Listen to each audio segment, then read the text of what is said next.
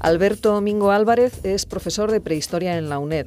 En el año 2010 estuvo en Sudáfrica haciendo una estancia de investigación en el Instituto de Investigación sobre Arte Rupestre de Johannesburgo para conocer y estudiar el arte rupestre de los bosquimanos. El profesor Mingo nos acompaña hoy en el estudio para contarnos su experiencia en este Instituto de Investigación sudafricano y para explicarnos las principales características del arte de este antiquísimo pueblo, de hecho, uno de los más antiguos de la Tierra.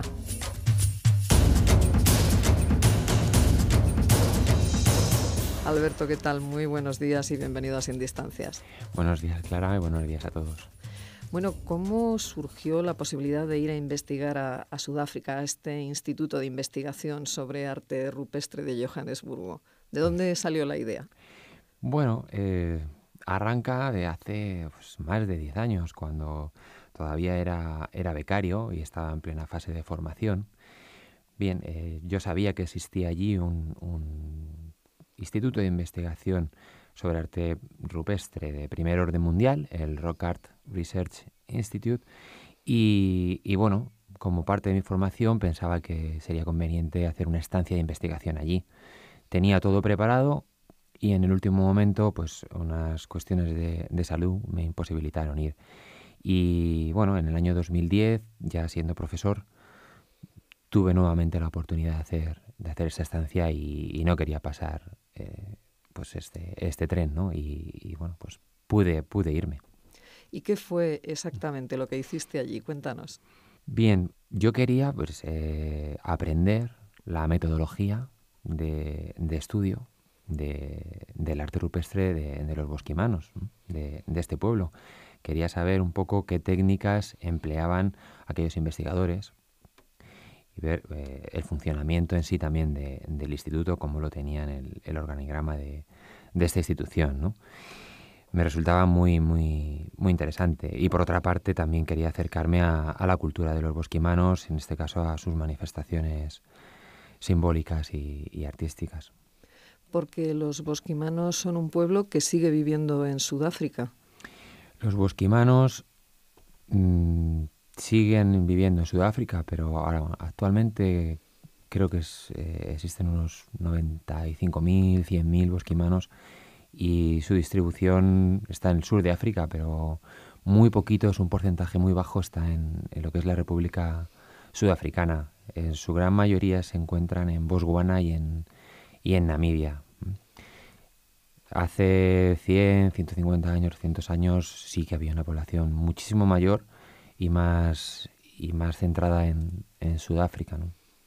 ¿Quiénes son exactamente los bosquimanos? Cuéntanos, Alberto. Bueno, los bosquimanos, la palabra bosquimano que viene de bushman, que se lo pusieron los colonos ingleses, significa literalmente el hombre del bosque, que en este caso sería el hombre del arbusto, literalmente, ¿no? Que no es exactamente del árbol. Y bueno, son un pueblo que, bueno, se han hecho estudios genéticos, un pueblo radicado, como digo, en Sudáfrica, que los estudios genéticos que se han realizado sobre ellos nos indican que son de los pueblos vivos más antiguos de la Tierra. Al parecer, su divergencia genética con otros grupos humanos, sapiens sapiens, ¿no? Arcaicos, se produjo hace unos 100.000 años. Desde hace unos 100.000 años, estos pueblos, digamos, que han permanecido sin mezclarse, es decir, los estudios científicos nos indican que son los más antiguos, ¿no? Son, por así decirlo, los humanos más antiguos del árbol de la evolución humana. Y además de mantener esta idiosincrasia genética, digamos, ¿han mantenido también la cultura y las formas de vida? Sí, la han mantenido. Bueno, en los últimos años ya han perdido, ¿no?, sus formas de vida ancestrales, pero hasta hace 30 o 40 años todavía los podíamos encontrar prácticamente escasamente contaminados en un contexto del desierto, ¿no?, en el desierto del Kalahari, fundamentalmente. Y bueno, tenemos constancia también de documentaciones antropológicas del siglo XIX, de finales del XIX, de principios del XX, en la región de Sudáfrica. Bueno, son un pueblo cazador-recolector que aprovechaban el medio ambiente que tenían a su alrededor. Si estaban en un contexto de desierto, pues la recolección es muy importante, los tubérculos, las semillas, los frutos que les proporcionan. El agua es fundamental para ellos, ¿no? Como no podía ser de otra manera. Y en cuanto a la caza, pues se especializaban sobre todo en la caza de antílopes. Alberto, sin embargo, ya prácticamente ningún bosquimano vive de esa manera, de la recolección y de la caza, pero las manifestaciones artísticas de este pueblo ¿se han mantenido o han desaparecido al mismo tiempo que esa forma de vida? Bueno, nos quedan los vestigios, ¿no? Las pinturas que realizaron pues hace cientos y miles de años.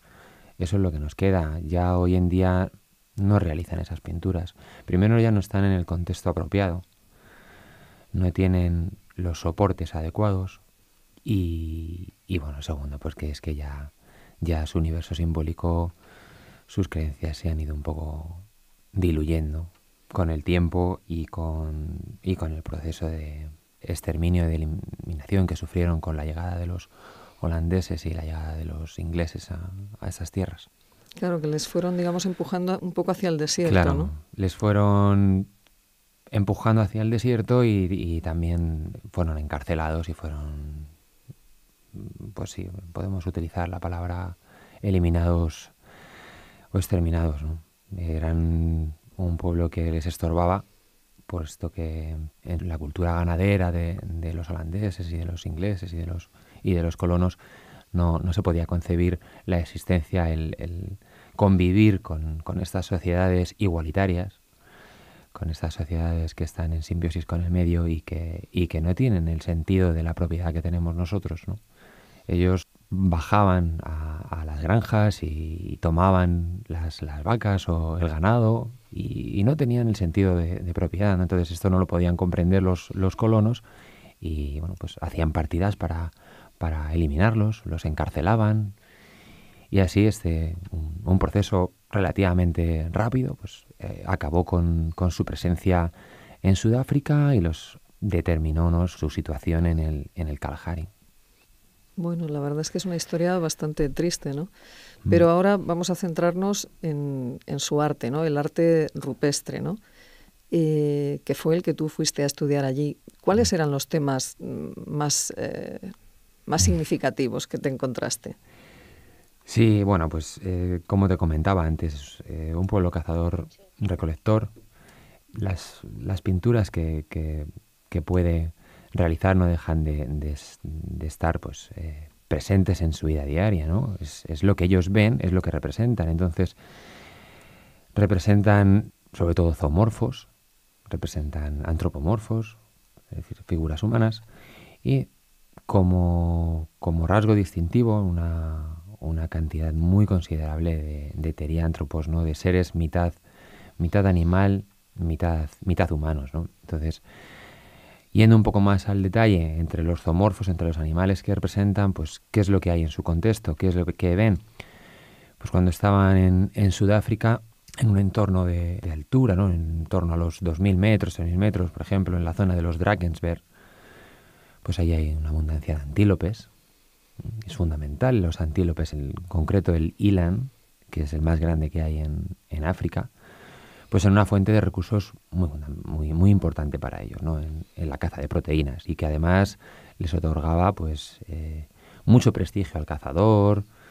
En fin, en su religión, en su simbolismo, el eland tenía una importancia capital y eso se nos manifiesta en sus pinturas, ¿no? Entonces, ese animal en concreto tiene una cuantificación muy alta, ¿no? También encontramos pues otros animales pues como los felinos, encontramos los leones, encontramos jirafas, encontramos rinocerontes, encontramos aves, serpientes, una panoplia de animales, pero que todos ellos formaban parte de su vida diaria y los veían, ¿no? Y bueno, en cuanto a los seres humanos, decir que fundamentalmente son figuras masculinas, también las hay femeninas, pero en menor número. Se caracterizan por la presencia de escenas, de posibles escenas de caza, de danzas, ceremonias, etcétera. Y muchos de estas figuras portan objetos como flechas, arcos, adornos. Vemos cómo tienen el cuerpo decorado, bien con tatuajes, bien podrían ser pinturas corporales. Los teriántropos, que sería la tercera de las categorías temáticas, serán esta mitad hombre, mitad otro tipo de animales, pues vemos cómo domina el conjunto, ¿no?, los teriántropos de Eland. Por ejemplo, vemos las cabezas de los Eland, las pezuñas de los Eland, combinándose con brazos, extremidades humanas, que llaman muchísimo la atención. Y junto a estos hombres Eland encontramos también hombres aves, por ejemplo, con sus picos, con sus alas. Encontramos hombres elefante, con la cabeza de elefante y sin embargo el cuerpo humano, relativamente bestializado, pero humano. Y bien, este desde luego es uno de los rasgos distintivos del fenómeno no expresivo de los bosquimanos, de los Bushmen. Como características generales del estilo de este pueblo, el estilo expresivo sería el naturalismo, una búsqueda del detallismo, que la percibimos, por ejemplo, en la perspectiva, una perspectiva muy, muy correcta, la estilización de muchas de sus figuras, que pueden presentarse de perfil y de frente y al mismo tiempo ser correctas, que no es fácil encontrarlos en otros tipos de arte prehistóricos, ¿no? Otro rasgo distintivo sería el movimiento, el dinamismo. Son animales, y no tanto los animales, sino las figuras humanas son las que nos muestran más este dinamismo. También podemos hacer algunas aseveraciones con respecto a las dimensiones de estas figuras, ¿no? Vemos cómo los animales, pues, en el caso del antílope Eland, suelen ser de un porte mayor, figuras que pueden rondar hasta los 50 centímetros, y en cambio las figuras humanas, digamos así, más normales, las escenas de caza, vemos que son figuras más pequeñas, en torno a 10, 15 centímetros.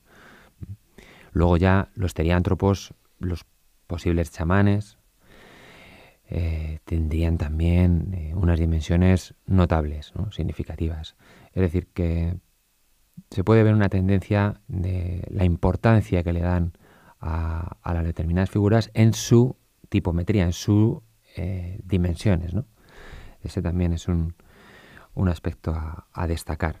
Bueno, Alberto, pues por lo que nos estás contando, una gran variedad de temas y además un estilo muy elaborado, ¿no? Uh-huh. Se nos quedan muchas cosas en el tintero.